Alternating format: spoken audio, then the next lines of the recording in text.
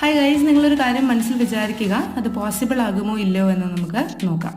അപ്പോൾ നിങ്ങൾ നിങ്ങളുടേതായിട്ടുള്ള കാര്യങ്ങൾ എന്താണെന്ന് വെച്ചാൽ യൂണിവേഴ്സിനോട് പറയുക.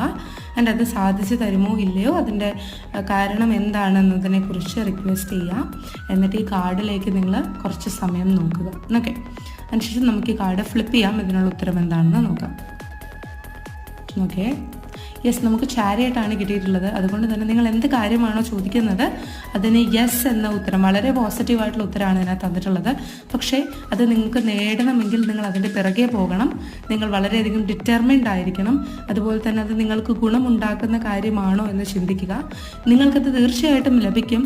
പക്ഷെ അത് പോസിറ്റീവ് ആണോ നെഗറ്റീവ് ആണോ എന്ന് പൂർണ്ണമായി ആലോചിച്ചതിന് ശേഷം മാത്രം അതിലേക്ക് പോവുക. കാരണം നിങ്ങൾ ആഗ്രഹിച്ച് മാനിഫെസ്റ്റ് ചെയ്തൊരു കാര്യം നിങ്ങളുടെ ജീവിതത്തിൽ അട്രാക്ട് ചെയ്തിട്ട് പിന്നെ നിങ്ങൾക്കത് ദോഷമായി വന്നിട്ട് നിങ്ങൾക്ക് അറിയാൻ ഇടയാകരുത്. Okay, thank you so much.